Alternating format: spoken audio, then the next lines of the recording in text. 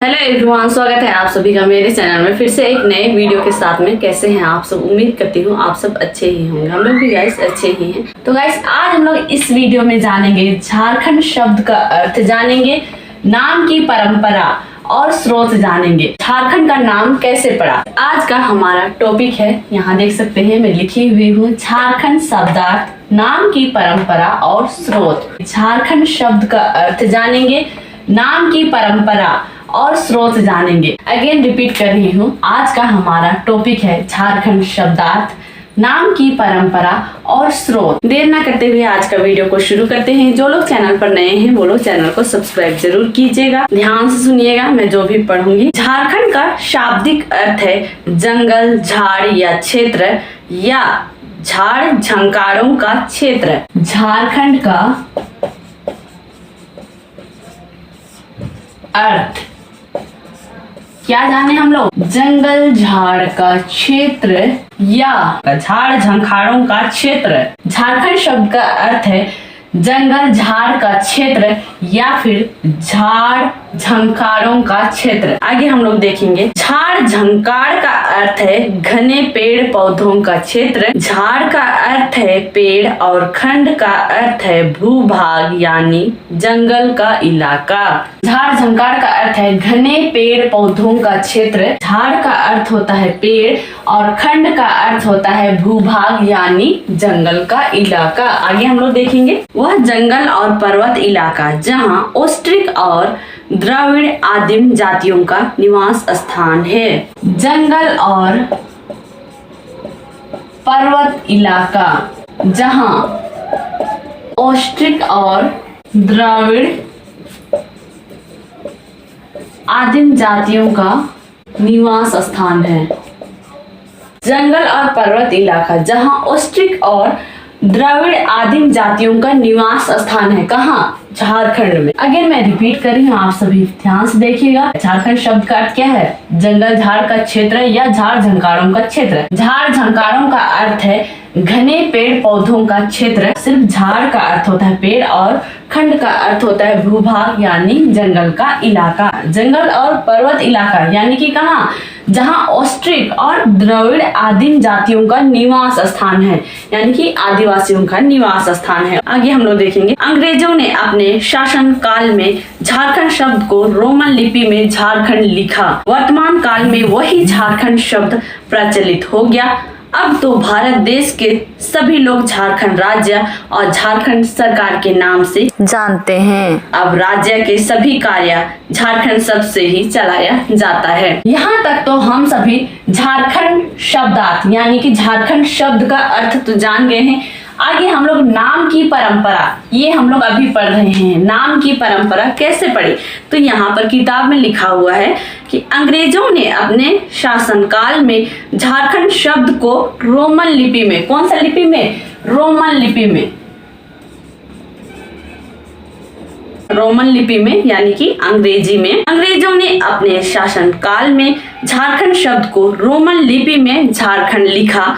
वर्तमान काल में वही झारखंड शब्द प्रचलित हो गया है। अब तो भारत देश के सभी लोग झारखंड राज्य और झारखंड सरकार के नाम से ही जानते हैं। अब राज्य के सभी कार्य झारखंड शब्द से ही चलाया जाता है। झारखंड राज्य का जितना भी काम होता है सब झारखंड नाम से ही चलाया जाता है। आगे हम लोग देखेंगे, झारखंड भूभाग को आदिवासी इलाका समझा जाता है। यहाँ भूभाग लिखी हूँ, झारखंड भूभाग को क्या कहा जाता है?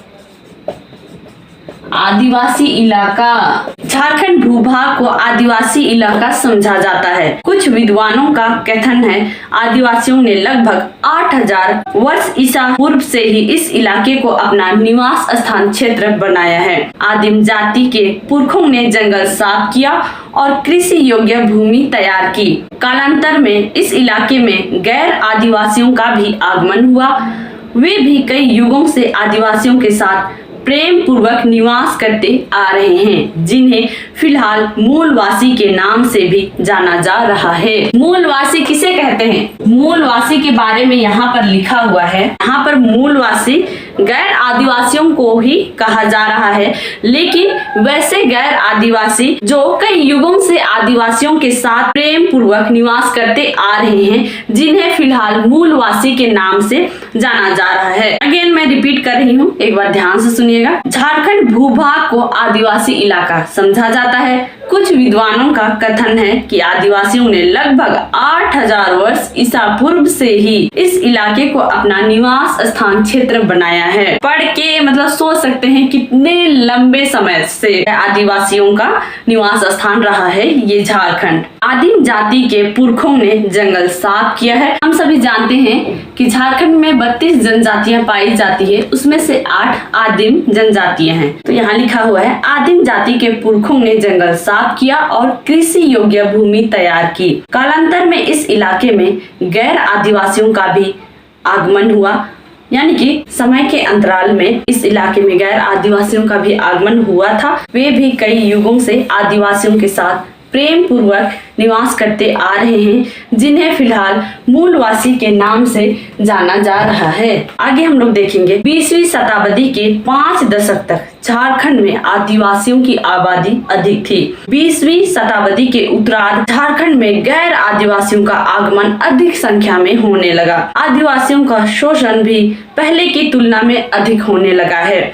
तब से आदिवासी अपने को असुरक्षित महसूस करने लगे हैं। यहाँ पर बहुत बड़ी बात लिखी हुई आदिवासियों के बारे में, और ये सत्य भी है। अभी तक हम लोग सफाई ही देते आ रहे हैं और अभी तक हम लोग अपने अस्तित्व की रक्षा के लिए अभी भी लड़ाई लड़ ही रहे हैं। अभी भी आदिवासियों को तुच्छ ही माना जाता है, पता नहीं क्यों, जबकि झारखंड में आदिवासी ही सबसे पहले आए हैं। आगे हम लोग देखेंगे मुगल काल में यह क्षेत्र कुकरा या खुखरा के नाम से जाना जाता था। मुगल काल में जो है झारखंड को किस नाम से जाना जाता था, कुकरा या फिर खुखरा। मुगल काल में यह क्षेत्र कुकरा या खुखरा के नाम से जाना जाता था। ब्रिटिश काल में यह इलाका झारखंड के नाम से जाना जाने लगा। मुगल काल में कुकरा या खुखरा और ब्रिटिश काल में झारखंड के नाम से जाना जाने लगा। झारखंड जंगल झाड़ पहाड़ पर्वत नदी नाले खनिज पदार्थों का इलाका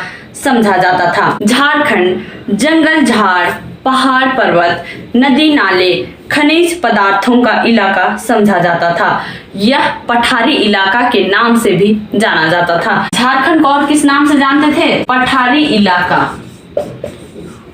पठारी इलाका यह विशेषकर आदिवासी बहुल इलाका के रूप में जाना जाता है। यहाँ के आदिवासी अन्य आदिवासियों से अधिक सभ्य और शिक्षित समझे जाते हैं, जैसे उड़ीसा, अंडमान। तो ऐसे यहीं तक है। आई होप सो कि आप सभी इस वीडियो में झारखंड शब्द का अर्थ जाने, नाम की परंपरा यानी कि किस तरह झारखंड का नाम झारखंड पड़ा ये भी हम लोग जाने, और झारखंड नाम का स्रोत वो भी हम लोग जाने। यही उम्मीद करूंगी कि आप सभी को यह वीडियो अच्छा लगा हो। वीडियो पसंद आया हो तो वीडियो को लाइक शेयर कीजिएगा।